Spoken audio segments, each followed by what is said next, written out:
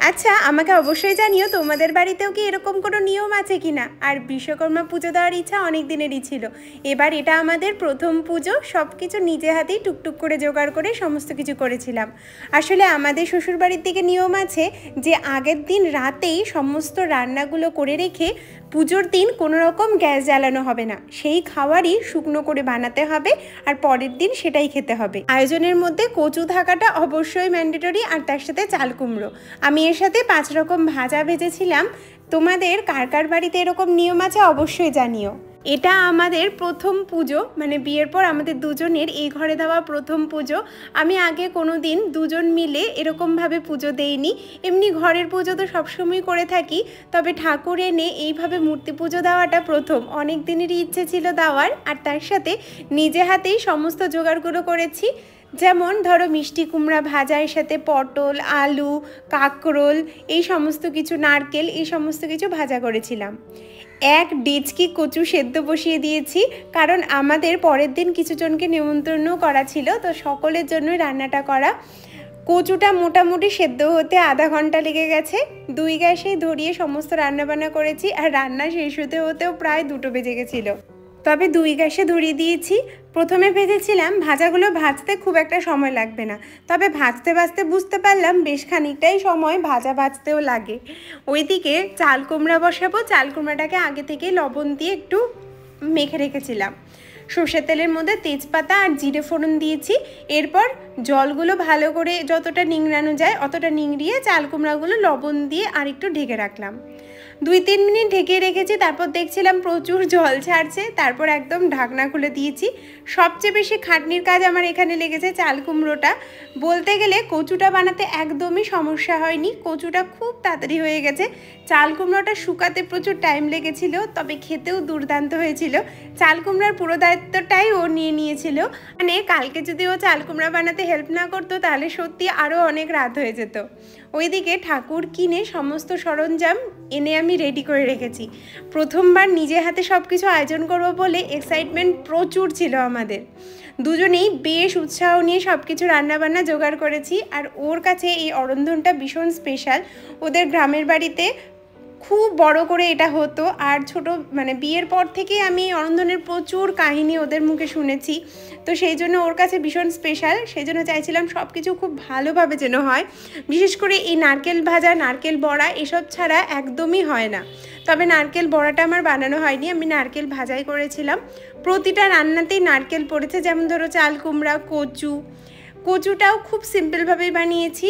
শুকনো লঙ্কা, তেজপাতা ফোড়ন দিয়েছি আর জিরে ফোড়ন দিয়েছি, তার সাথে আদা জিরে বাটা ছিল। মশলাটাকে একদম ভালো করে কষিয়ে নিয়ে সেদ্ধ করে রেখেছিলাম কচুগুলো একদম ঝরঝরিয়ে।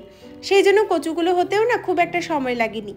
এতগুলো রান্না করা তো প্রথমবার, এতগুলো রান্না মানে নিরামিষ এইরকম রান্না করছি, তাই তেলের মাপটা হয়তো বুঝতে পারিনি। একটুখানি তেল লাগতো, কারণ পুরো ড্রাই হয়ে গেছিলো। যেহেতু অনুষ্ঠান বাড়ির মতো রান্না, সেজন্য আরেকটু তেল হলে হয়তো আরও ভালো হতো, তবে খেতে কিন্তু খুব ভালো হয়েছিল। চাল কুমড়াটা শুকাতে প্রায় 2 ঘন্টা, 1.5 ঘন্টা তো লেগেই গেছিলো।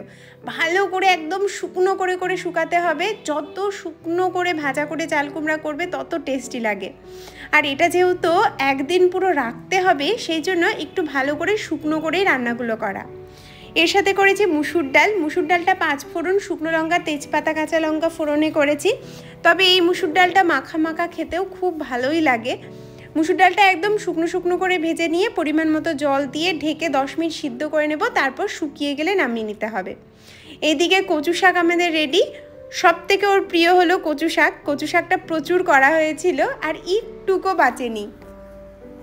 এটাই আমাদের রাতের জন্য ছিল, তো একটু করে আমরা বাটিতে তুলে রাখছিলাম যাতে রাতে হয়। আর যেটা করে রেখেছি সেটা কোনো নাড়াঘাটা করা যাবে না, সেজন্য একদম সুন্দর করে ঠান্ডা করে নিয়ে ঢেকে দিয়ে রেখেছি। ডালটাও বেশ সুন্দর হয়েছে। আমি আগেও এইটা করেছি ঠিকই, তবে এইবার যেহেতু পরিমাণটা বেশি তাই সময়টাও অনেকটা বেশি লেগেছে। একদম ভাত ধোয়া ওটা ভাত ছিল বলে সেদিন রাতে ভাতে আর জল দিতে পারিনি, কারণ অনেক রাতও হয়ে গেছিলো আর ভাত ঠান্ডা হতেও সময় লাগতো। তো পরের দিনই জল দিয়েছিলাম। আর ওইখান থেকে অল্প একটু ভাত তুলে আমি অল্প জল দিয়ে রেখেছিলাম, তবে ভাতটা গরম ছিল বলে সেই মুহূর্তে আর জল দিতে পারিনি। তবে নিয়ম আছে কিন্তু জল দিয়ে রাখার। এইদিকে ঠাকুরও আমার চলে এসেছে। ঠাকুরটা এক নজরে পছন্দ হয়েছে, এত মিষ্টি লাগছিল মুখটা।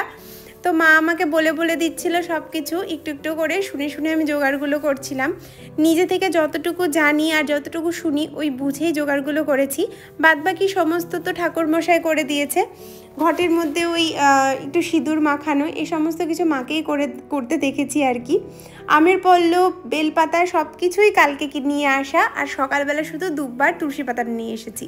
ঠাকুরমশাই ভীষণ সুষ্ঠুভাবে শান্তভাবে সমস্ত পুজোটা করেছে, আর আমার সত্যি খুব এক্সাইটমেন্ট ছিল, খুবই এক্সাইটমেন্ট ছিল। মানে আমি সত্যি ভাবিনি যে কোনোদিন এইভাবে মূর্তি তুলে পুজো দিতে পারবো। আর এইদিকে মা আমাকে বললো যে রান্না যখন এত ভালোবাসিস তখন রান্নাঘরটাকে একটু পুজো দিতে হয় না, সেজন্য একটু বেলপাতা, তুলসী পাতা, আমের পল্লব দিয়ে রান্নার গ্যাসটাকেও পুজো দিয়ে নিয়েছিলাম। ব্যাস আমাদের পুজোও কমপ্লিট, আর এদিকে আমাদের মেনুও একদম কিন্তু রেডি হয়ে গেছে। সমস্ত রান্নাগুলো খুব ভালো হয়েছিল। আসলে কি ভালো মন থেকে করলে আমার মনে হয় রান্না ভালোই হয়।